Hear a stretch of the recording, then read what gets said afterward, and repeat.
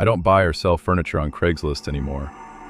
This happened in late 2018 when I was 23 and trying to make rent. I was flipping furniture on the side, dressers, couches, washers, and dryers. It was boring work, but it paid fast if you didn't mess around. That night, I was driving about an hour outside my town to meet a guy selling a used washer and dryer set. He wanted $400 in cash. He said he was moving and needed them gone that night. The address was in a quiet residential neighborhood.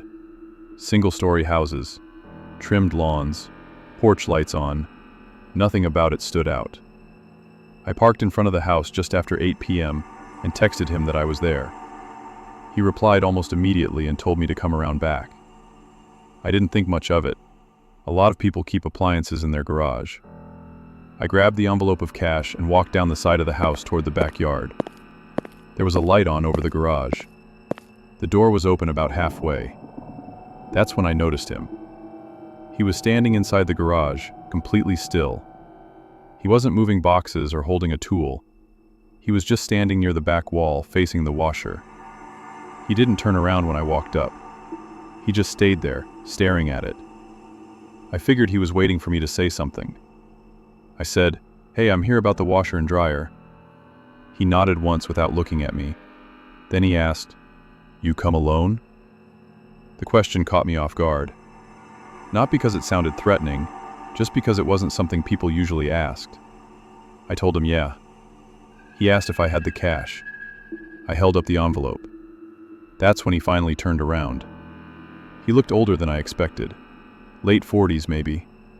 His hair was greasy, and his clothes smelled like cigarettes even from a few feet away. He took a slow step toward me and asked where my truck was parked. I pointed toward the street. He nodded again and said, "We'll load it after." That didn't make much sense. Most people want to get paid first. But I didn't argue. I stepped closer to look at the dryer. While I was doing that, I heard something behind me. The garage door was being pulled down. Not fast. Slow. Metal scraped along the track as it came down. I turned around and asked what he was doing. He said, "Keeps the bugs out." The door hit the ground with a heavy clank. The light flickered once, then steadied. I told him I was on a schedule and needed to leave soon. I reached into my pocket for my phone. That's when I heard the lock. A sharp click. I looked at the door leading into the house. It was closed now too. I said, "Hey man, I need that door open." He didn't answer. He walked past me and stopped between me and the garage door. He was close enough that I could smell the smoke on his clothes. My hands started shaking. I tried to keep my voice even and told him I forgot something in my truck. He leaned his weight against the garage door and said, "You can sit a minute." That's when I noticed the other door. There was a small side door behind the washer, half hidden by shelves. I hadn't seen it when I walked in. I didn't say anything. I waited until he glanced down at the cash envelope in my hand. Then I ran. I shoved the washer out of the way and slammed into the side door. It was unlocked. I burst into a narrow hallway that smelled like mold and stale air. I heard his heavy footsteps chasing me. They weren't fast, just steady. I ran straight through the hallway and out the front door of the house. I didn't stop until I reached my truck. I locked the doors and drove to the nearest gas station before calling the police. When the police went back to the house, no one answered the door. The garage was empty. The washer and dryer were gone. The Craigslist listing had been deleted. The account didn't exist anymore. The police told me there wasn't much they could do. I didn't flip furniture after that, and I definitely don't meet anyone from Craigslist without bringing someone with me. This happened in late 2021. It was a Thursday night, around 9:40 p.m. I was home scrolling Craigslist because I was short on rent and trying to sell an old MacBook I didn't use anymore. Nothing fancy. It was just sitting in my closet collecting dust. A guy messaged me almost immediately. No haggling. He just said he could meet tonight and pay cash, which alone felt like a win. We agreed to meet in the parking lot of a grocery store about 10 minutes from my apartment. It was a normal spot. Bright lights, people coming and going. I'd done Craigslist meetups there before without issues. I grabbed the laptop, put put it in my backpack, and drove over. I parked near the entrance, under a light, and waited. At exactly 10:05, a white cargo van pulled in and parked a few spaces away from me. That was the first thing that stood out. No windows on the sides, no company logo, just white paint and a dented bumper.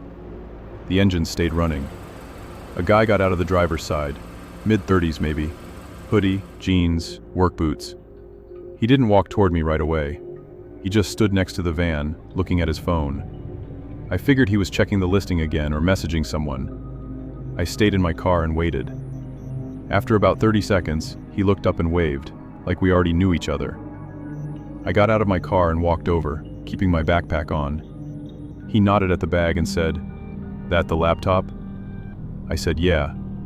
He didn't ask to see it, didn't ask any questions. Instead, he opened the side door of the van. It slid open slowly, metal on metal. Inside was dark, no interior lights. He stood there and said, "You mind stepping closer? I want to make sure it turns on." I thought it was odd he didn't just come to me, but I figured he didn't want to move his van or something. I took a step forward, but I didn't cross the space between us. I unzipped my backpack just enough to show the laptop inside. He leaned forward slightly, squinting, then asked, "You come alone?" I said yeah, because that was the truth. He nodded once, didn't say anything else. Then I heard footsteps. Not his. From the other side of the van. I froze for a second and looked past him, trying to see around the vehicle. Another guy stepped into view with his hands in his pockets. Neither of them said anything. The first guy reached up and slid the van door closed. Not all the way, just until it was mostly shut. The sound of it clicking into place felt louder than it should have. I took a step back without saying anything. The second guy took a step forward. That's when my hands started shaking. I could feel it through the straps of my backpack. The first guy said, "Just real quick, come here." I didn't answer. I turned and walked back toward my car, trying not to run. I reached my driver's door and dropped my keys. They bounced once on the pavement. I heard shoes hit concrete behind me. Close. I grabbed the keys, unlocked the door, and got inside. As soon as I slammed it shut, someone yanked on the handle. I hit the panic button on my key fob. The car started screaming, lights flashing, horn blaring. The footsteps stopped. I threw the car into reverse and backed out without looking. The van peeled out of the lot the other direction. Tires squealed once, then it was gone. I drove straight to a gas station and sat there for 10 minutes before I stopped shaking enough to breathe normally.